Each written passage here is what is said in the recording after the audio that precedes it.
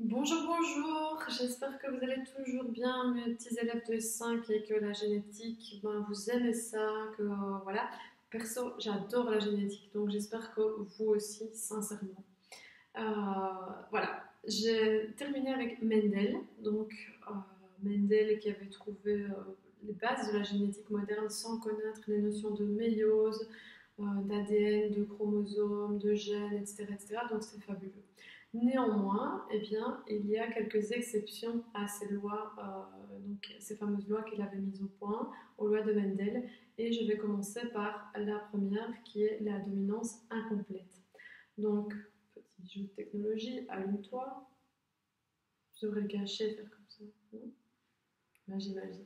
Voilà, donc ici, c'est assez simple à comprendre comme exercice. On croise une fleur rouge avec une fleur blanche. D'accord? C'est des fleurs de Mirabilis, peu importe, c'est des fleurs qui sont assez particulières.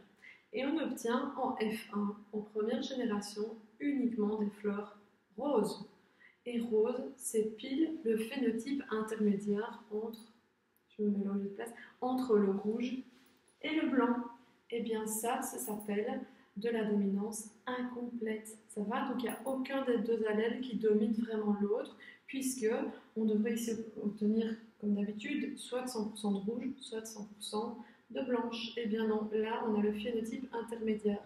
Donc quand vous avez un phénotype intermédiaire, pensez directement dominance incomplète. Autre exemple, euh, si je prends des chiens avec une longue queue et des chiens sans queue et que j'obtiens entre les deux, donc des chiens à queue moyenne, c'est de la dominance incomplète.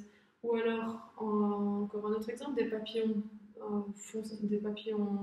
bleus très foncés avec des papillons blancs et que j'ai des papillons bleu pâle en première génération, eh bien, c'est encore de la dominance incomplète.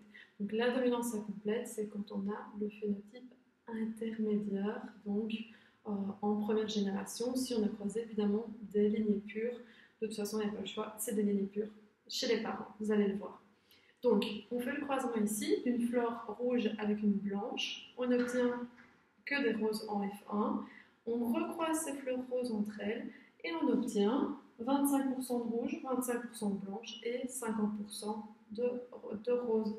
On va essayer de comprendre ça ensemble. Alors, je sais que vous devez l'écrire en dessous dans votre cours, mais moi je vais l'écrire à côté puisqu'il y a de la place ici. Donc, il faut se dire ici que aucun des deux allèles n'est dominant. Ça, c'est super important. Donc, vous ne pouvez pas choisir une lettre qui va être en majuscule et l'autre en minuscule. Vous devez choisir deux majuscules ou deux minuscules, par exemple. Donc, moi, je vais choisir pour le rouge, grand R, et pour le blanc, grand B. Ok? Donc, grand R pour rouge et et grand B pour blanc.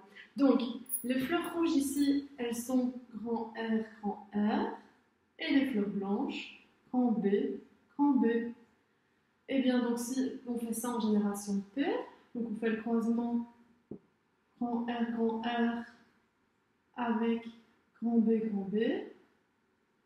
tableau des gamètes.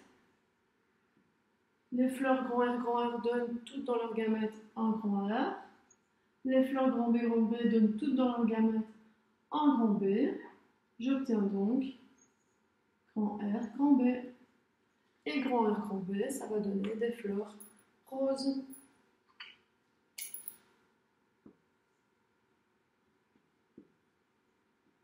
Donc j'ai 100% de fleurs roses en F1.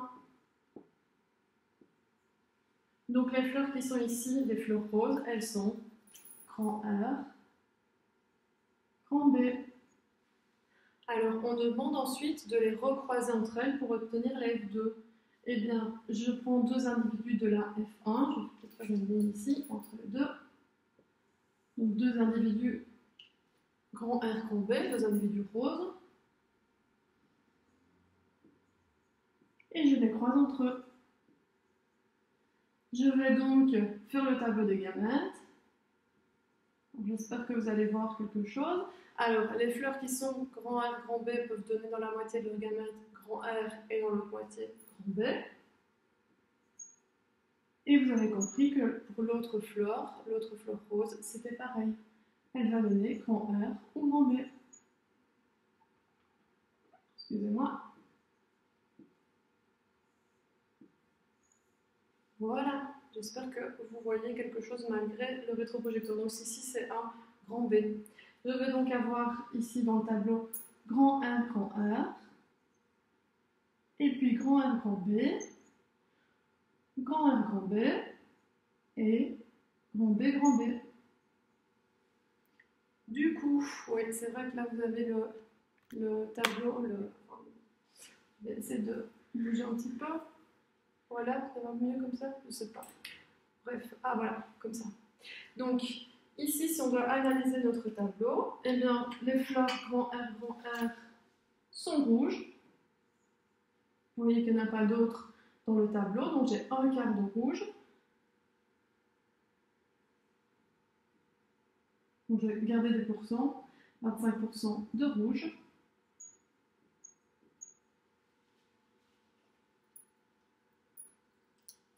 Grand R, grand B, c'est des fleurs roses. Vous voyez ici qu'il y en a deux types, donc un quart et un quart, ça fait un demi, donc 50% de rose. Et enfin, j'espère que vous voyez toujours quelque chose, la petite dernière là, tout au bout, qui est mon grand B, elle est blanche, un quart, donc 25%.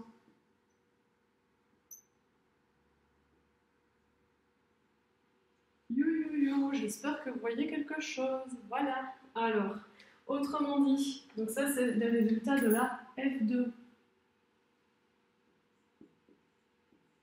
Autrement dit, les fleurs qu'on a ici rouges en F2, elles sont, avec toutes mes couleurs, elles sont grand R, grand R. Les fleurs blanches sont grand B, et les fleurs roses sont grand R, grand B. Je vais peut-être séparer comme ceci. Ça va? Voilà, j'espère que vous avez compris ce que c'était la dominance incomplète. Je vous remercie pour votre attention. Bisous.